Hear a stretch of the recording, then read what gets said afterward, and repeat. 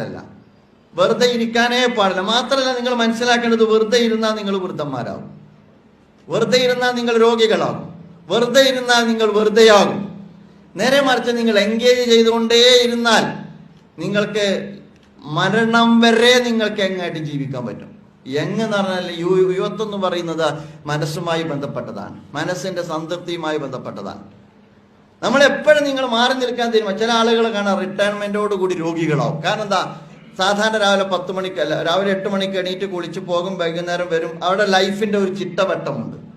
Retirement ആയതിന്റെ പിറ്റേ ദിവസം തേച്ചാൽ കിടന്നുറങ്ങും, പിന്നെ രോഗിയാവും, പിന്നെ ഷുഗർ നോക്കും, പിന്നെ കൊളസ്ട്രോൾ ഉണ്ടോ എന്നൊരു സംശയം തോന്നും, പിന്നെ കാലിനെന്തൊരു തളർച്ച ഉണ്ടോ തോന്നലുണ്ടാവും.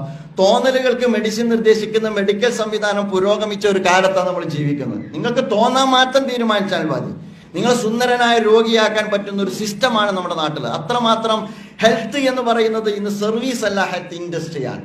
ഹെൽത്ത് ഇൻഡസ്ട്രി വളർന്ന ഒരു കാലത്ത് നമ്മളെപ്പോലുള്ള ഒരുപാട് ആകുലതകളെയും ആശങ്കകളെയും ഏറ്റവും സുന്ദരമായ സൂപ്പർ സ്പെഷ്യാലിറ്റി സംവിധാനത്തിനകത്ത് വെച്ച് നമ്മളെ നന്നായി പിഴിയാനും നല്ല രോഗിയാക്കാനും പറ്റുന്ന സംവിധാനത്തിലാണ് നമ്മൾ ജീവിക്കുന്നത്. അത്തരം തോട്ട്സിലേക്ക് നിങ്ങൾ തിരിയരുത്. നിങ്ങൾ എൻഗേജ് ചെയ്യണം, എന്തിലെങ്കിലും എൻഗേജ് ചെയ്യണം.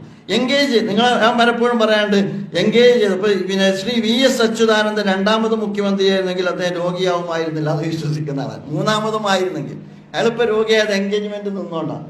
96ാമത്തെ വയസ്സിൽ അയാൾ ലൈവായിരുന്നു. അതേ വീണ്ടും ആയിരുന്നെങ്കിൽ അയാൾ ഇപ്പോഴും ആ നീട്ടി വലിച്ച സംസാരവുമായിട്ട് നമ്മുടെ കൂടെ ഉണ്ടാവുമായിരുന്നു. കാരണം ഒരാൾ എൻഗേജ് ആണെങ്കിൽ അയാളെ സംബന്ധിച്ചിടത്തോളം ബാക്കിയൊന്നും ചിന്തിക്കാൻ സമയം ഉണ്ടാവില്ല. വെറുതെ ഇരുന്നാൽ തോന്നും തലക്ക് ഒരു ബാലൻസ് തെറ്റുന്നുണ്ടോ, അല്ലേ? ചെറിങ്ങൾക്ക് തോന്നല്ലേ ഒരു ബാലൻസ് പ്രശ്നമുണ്ടോ, നടത്തത്തിന് എന്തോ ഒരു പ്രശ്നമുണ്ടോ, അതുപോലെ തന്നെ മുട്ടിന് എന്തൊരു വേദന ഉണ്ടോ. അപ്പോഴേക്കും നിങ്ങൾ പരസ്യം കാണും, മുട്ട് മാറ്റിവെക്കൽ ശസ്ത്രക്രിയ അല്ലാതെ തന്നെ മുട്ടിന് വേദന പരിഹരിക്കാനുള്ള സ്ഥലം. അപ്പോഴേക്കും നമ്മൾ അവിടെ ഓടും. മനുഷ്യനാകുമ്പോൾ ഓരോ പ്രശ്നം ഉണ്ടാവില്ലേ?